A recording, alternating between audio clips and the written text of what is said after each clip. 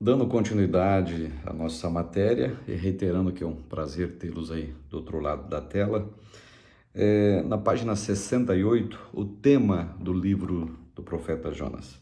O tema de Jonas envolve a percepção clara de que Deus é o Senhor dos judeus, mas também é Deus dos gentios. Isso significa que ele é soberano sobre todas as coisas criadas, ou seja, tudo está debaixo da sua voz e atende ao seu comando.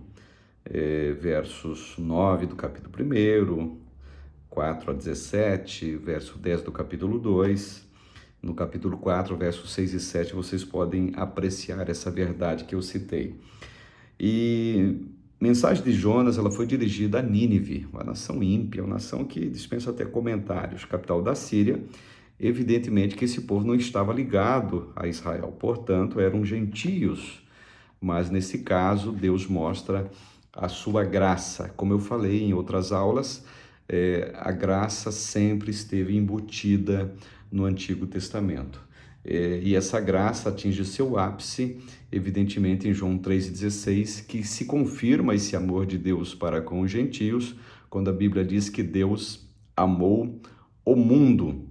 Então, a gente não vai ler que Deus tão somente amou a nação de Israel, amou os judeus, amou os israelitas, amou os hebreus. Não, ele amou o mundo. Envolve as Américas, a Europa, o Oriente Médio, o Oriente Baixo e assim por diante. Então, Deus amou o mundo. Contexto histórico de Jonas, tem um quadro aqui na página de número 69. Peço que vocês analisem, aqueles que têm a matéria em mãos. E esse contexto histórico, ele continua ainda na página 70, e temos um contexto religioso e espiritual do livro, página 71, melhor dizendo. Israel, conforme percebeu anteriormente, desfrutava nos dias do profeta Jonas de tempos de tranquilidade e prosperidade no tempo dele. Haja vista que Jeroboão II conseguira retomar os termos ou limites territoriais alcançados por Davi e Salomão.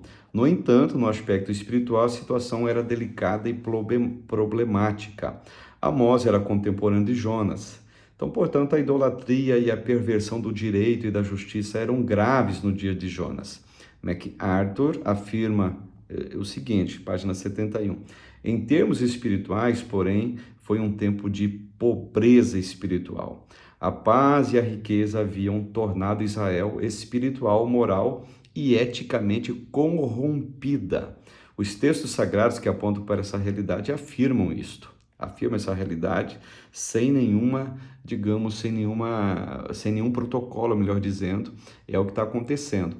A prosperidade, digamos, financeira, territorial, termos digamos, de fronteiras recuperadas, voltando, digamos assim, à dinâmica financeira, dinâmica hegemônica no termo de prosperidade, voltando a ser o que era os tempos de Davi e Salomão, fizeram com que o povo, num certo sentido, desleixasse das coisas espirituais. Então, portanto, o que acontece? Riqueza de um lado, pobreza do outro. Não estou dizendo com isso que a pessoa tem que ser profundamente pobre, tem que ter agora uma vida franciscana para se voltar às coisas de Deus, mas o que eu estou dizendo é que deve ter um equilíbrio entre prosperidade material e a prosperidade espiritual. E tem uma afirmação interessante aqui na página 71 que eu quero ler para vocês também. E fez o que era mal aos olhos do Senhor. Nunca se apartou de nenhum dos pecados de Jeroboão, filho de Nebate, que fez pecar a Israel. Aborreceram na porta os sacerdotes e abominavam o que fala sinceramente, portanto, visto que pisais o pobre e dele exigis um tributo de trigo, edificais casas de pedras lavradas, mas nela não habitareis.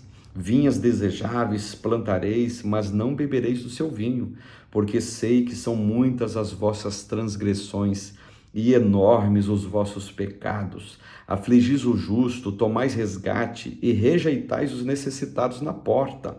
Portanto, o que for prudente guardará silêncio naquele tempo, porque o tempo será mau.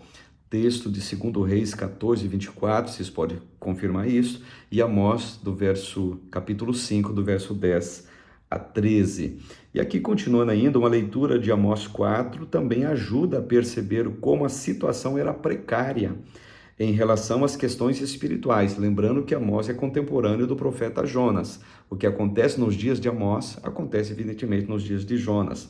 No capítulo estudado sobre o profeta Amós, dessa disciplina, ou dessa matéria que a gente já passou, foi possível verificar que a aristocracia vivia de forma regalada, às custas do pobre povo, que gemia na opressão e no suborno. Ou seja, os ricos exprimiam, extorquiam, achincalhavam os pobres, fazendo com que a injustiça social, ela fosse bastante grande nesses dias desses dois profetas, tanto Jonas quanto Amós, que direcionaram suas mensagens para a mesma nação.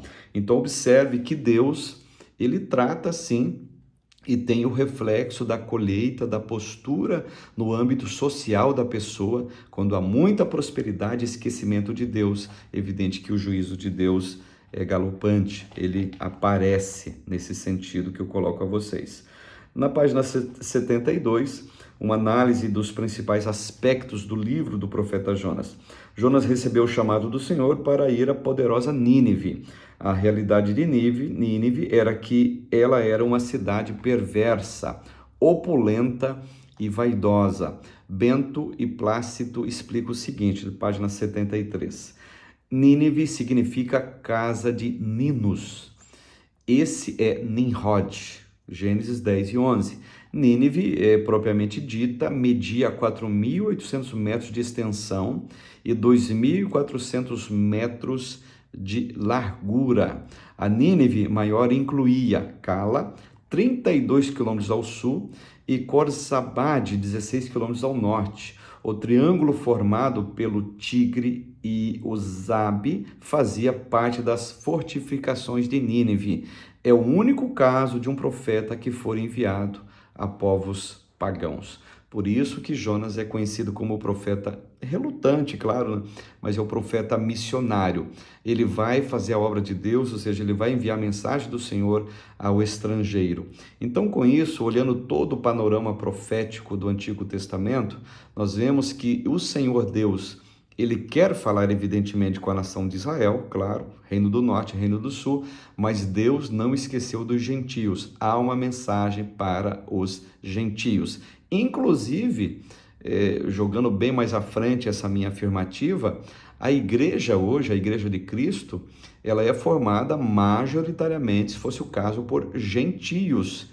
São poucos judeus que aceitaram Jesus e que hoje, digamos, nessa atualidade, formam o grosso, o total da Igreja de Cristo. São mais gentios. Então, nós analisamos com isso que a mensagem de Deus que chegou a nações gentílicas, ela foi eficaz e causou o seu esperado e profético efeito. Página 74, aliás, página 75, existe aqui uma reflexão acerca do livro de Jonas que eu quero deixar para vocês, para que nós pensemos juntos.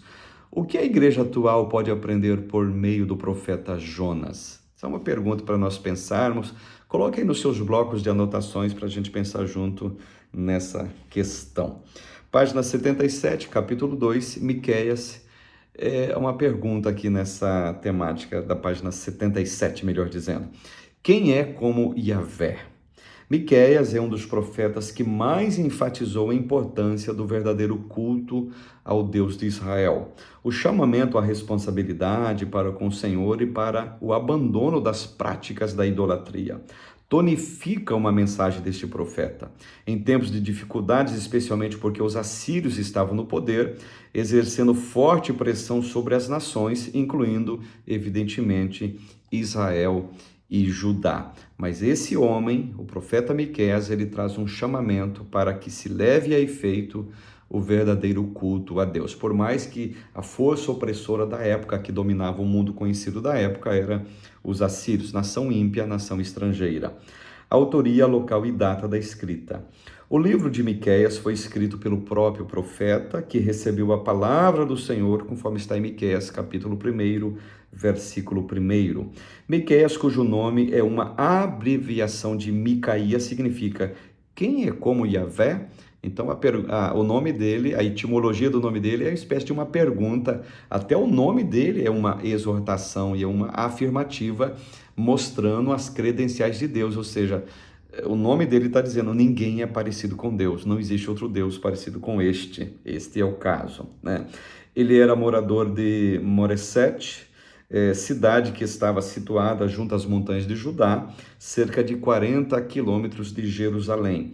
A cidade também era fronteiriça, fazendo divisa entre Judá e a Filístia, muito próximo a Gate, ou seja, ele morava bem pertinho da famosíssima faixa de Gaza. E de acordo com Bento e Plácido, eles afirmam o seguinte, página 78. Alguns estudiosos identificam esse lugar como o antigo nome locativo no grego Marissa. O local fica na área em redor de Beit Jibrim, mas outros a têm situado em Tel Judaidesh, ou Tel Meiadesh, cerca de 10,5 quilômetros a oeste de Beit Jibrim. Moresete é mencionada por nome em Josué 15:44, segundo Crônicas 11:8.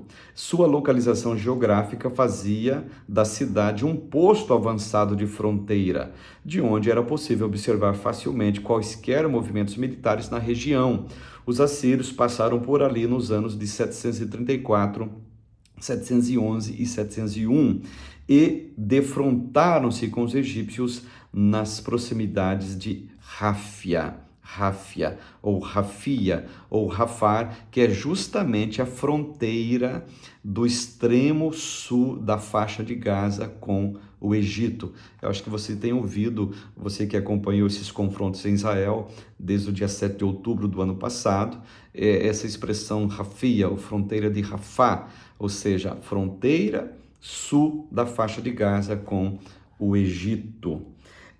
Tema de Miqueias, página 79. Miqueias proclamou uma dura mensagem de repreensão para a nação de Israel, pelos muitos pecados que vinham cometendo em desobediência clara aos mandamentos estabelecidos pelo Senhor.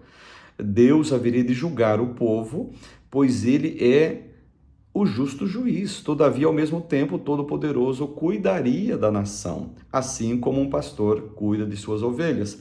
Afinal, Israel era o seu rebanho e com ele tinha firmado uma aliança. Quando fala de aliança, a fidelidade é sempre da parte de Deus. Israel sempre foi, num certo sentido, infiel às alianças, por isso tanta repreensão, tanto justo castigo divino à nação como um todo. Esse é, digamos, o panorama do Antigo Testamento todo, basicamente. Contexto histórico, conforme vimos, o profeta Miqueias foi porta-voz de Deus por cerca de 50 anos, nos tempos dos reis Jotão, Acás e Ezequias. Acás, um rei ímpio que promoveu muitas maldades. Isaías foi outro profeta importante desse mesmo período. Logo eram contemporâneos, desse período, logo eles eram contemporâneos, atravessando o mesmo cenário político religioso. É sempre bom a gente frisar que sempre que há uma deturpação na área da política, e essa deturpação acontece na área espiritual ou religiosa que seja, o juízo de Deus sempre vem. Nunca deu certo esse casamento, política e religião. A Bíblia deixa claro isso nas páginas do Antigo Testamento. E assim sucessivamente temos essa convicção e certeza. Na página 80, o contexto religioso e espiritual dos tempos de Miqueias, tá? Nos tempos deste profeta imperava a hipocrisia religiosa, amplamente manifesta pelo sincretismo religioso. Acás foi um rei ímpio, sem temor a Deus no seu coração, que agiu de forma tão perversa a ponto de inserir na nação o próprio rei, o Hamelech, que era uma espécie de representante de Deus. Ele instituiu o quê? O culto a Baal, divindade cananeia ligada à fertilidade. Olha só que absurdo que esse rei implantou. Página 81, esse cenário de distanciamento de Deus e de adoração a outros deuses era uma constante no culto da nação, que deveria ser exclusivo a Yahvé. Bento e Plácido enfatizam que, desde que apostataram de Deus e adotaram o culto do bezerro e a Baal e a outros ídolos e práticas idólatras dos cananeus, sírios e assírios, Deus lhes enviara Eliseu, Elias e Amós para fazê-los abandonar os ídolos, mas foi debalde. Esse povo, gente, eles tiveram a oportunidade de ouvir mensagens de Elias, Eliseu e Amós, mas viraram as costas, preferiam aos Balaíns, preferiam o culto a Baal do que o culto ao Deus verdadeiro. Bem embaixo aqui, página 81, o pecado certamente trouxe consequências funestas para a nação. A religião hipócrita, sem vida, portanto, formal, mascarada e fútil da nação, não invalidou, olha que interessante, o imensurável amor de Deus e o pacto estabelecido, a aliança firmada entre ele e a nação. Isso faria com que a misericórdia, o perdão e a restauração chegassem não pelos méritos humanos, mas porque o Senhor da aliança, ele é fiel e ele não viola os seus pactos. Ele não volta atrás de suas afirmações e promessas, afinal, ele não é homem para que minta, nem filho do homem para que se arrependa frente aos seus compromissos, conforme está atestado no livro de Números, capítulo 23, versículo de número 19.